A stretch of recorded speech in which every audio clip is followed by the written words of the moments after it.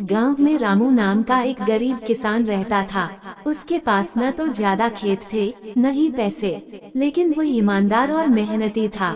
उसके पास बस एक पुराना झोपड़ा, थोड़ा सा बंजर खेत और एक बूढ़ी गाय थी जिसका नाम गौरी था। गौरी रामू के लिए सिर्फ एक जानवर नहीं थी, वह उसकी सबसे अच्छी दोस्त थी। रामू हर सुबह गौरी को नहलाता, चारा खिलाता और उससे बातें करता।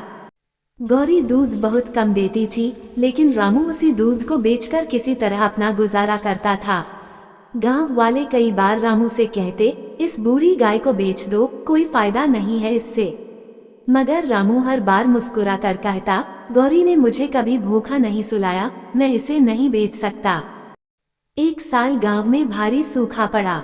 खेत सूख गए, कुएं भी सूख गए। रामू के पास न चारा था न अनाज। लोग गांव छोड़कर जाने लगे, लेकिन रामू ने हार नहीं मानी। उसने अपनी बूढ़ी गाय को भूखा न रहने देने की कसम खा ली। जो थोड़ा बहुत मिल जाता पहले गौरी को खिलाता, फिर खुद खाता। एक रात रामू बहुत उदास होकर गौरी से बोला, गौरी, अब मुझसे और नहीं सहा जाता। न खेत में कुछ उगता है, न कहीं मजदूरी मिलती है, लेकिन जब तक तुम हो मैं हार नहीं मानूंगा। उसकी आंखों से आंसू गिर पड़े। उसी रात एक चमत्कार हुआ। रामू सपने में एक साधु बाबा आए और बोले, रामू, तू नेक दिल इंसान है। कल सुबह सूरज उगने से पहले खेत में जा, वहां तुझे एक तोहफा मिलेगा।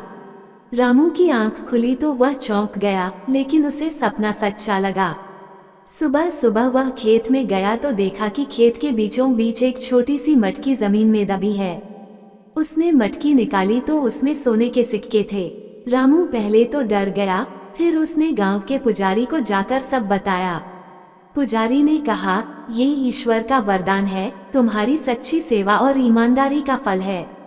रामू ने उन पैसों से खेत में पानी की व्यवस्था की, बीज खरीदे और मेहनत से खेती शुरू की। उसकी फसल इतनी अच्छी हुई कि वह धीरे धीरे गांव का सबसे सफल किसान बन गया। लेकिन उसने कभी अपनी गाय गौरी को नहीं भुलाया। आज भी वह हर सुबह सबसे पहले गौरी को नहलाता, चारा देता और प्यार से कहता, तू ना होती तो मैं भी नहीं होता।